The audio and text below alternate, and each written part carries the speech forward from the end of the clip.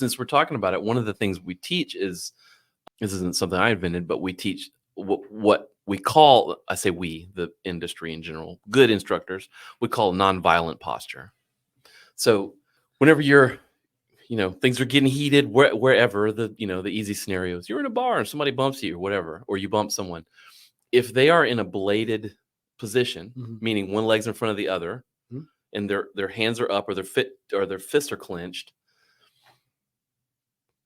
I mean, you don't even need to see it to understand what signal they're sending you. Yeah. So we train to, be able to respond, our feet together, soft, but our hands out in front, and kind of looks passive, but there's also, there's some defense there. That's like that. One of the teachers I had, Tony Blauer, he teaches use the airbag, which is your hands, right? So you're creating that space, but that sends that message that I'm not a threat. I'm not a threat. And then, from there we have different things like that. But also, I don't know if you find this interesting or not, but also it's for the public watching you, right?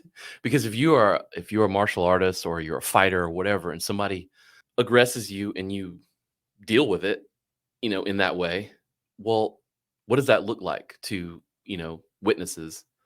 Are you the aggressor? At what point do you become the aggressor? So we also teach that for that reason too, because, when someone's explaining it to the cops later, well, that guy stood up and then the other guy just took him out. Yeah. They're going to probably haul you off, or you're at least going to be answering questions for a while.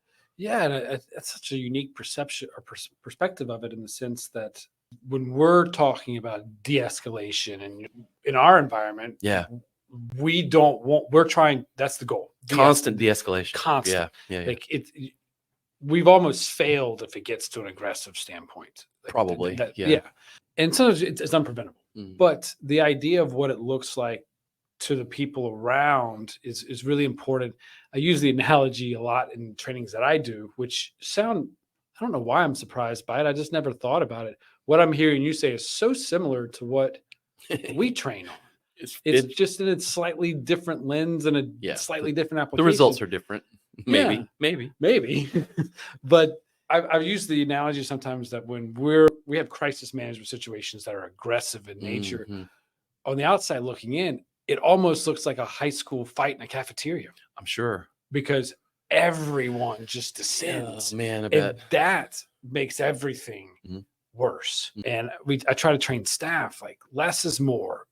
We don't need 8 people trying to engage. You said nonviolent stances. Yes. We call it nonviolent crisis intervention. Oh, wow. Okay. That's what we refer to it as. You could probably call self-defense that too.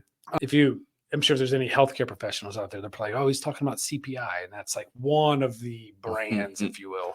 But the outside perception of that is very interesting to me, because I've never thought of it in that dynamic of how, whether it's other residents or patients or clients that we're working with, how they're perceiving it, but also how other staff in the settings we're working in are perceiving the actions of the two people that are interacting. Right, because you still want to work with them. Absolutely. I mean, even from a professional standpoint, you want to keep working in that environment. Yeah. You can't demonstrate, emotion or whatever in a way where they're like, well, that person's probably kind of dangerous to be with these people. You don't want that. Absolutely. And from anyone that's engaged, you don't want that. I'll have to, that will be rattling around my brain